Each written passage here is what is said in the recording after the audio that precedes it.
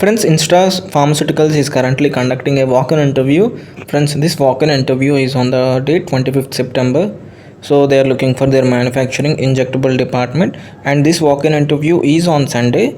Timings also mentioned here on the screen, that is from 9 a.m. to 4 p.m. So the interview venue is also mentioned, Hotel Solitaire, which is Housing Board, Chowk, Chandigarh. So you can see the details. And coming to the departments, for the manufacturing departments, they are looking for officer or executive parenteral manufacturing. So the department is parenteral manufacturing. The qualification is M.Sc or B.Pharm or M.Pharm candidates.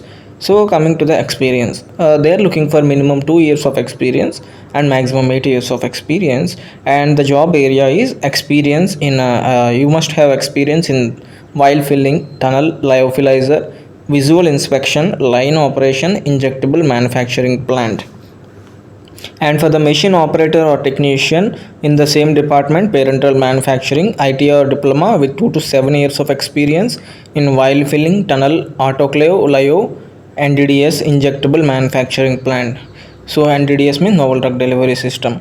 So you must carry your updated resume, educational experience and salary documents.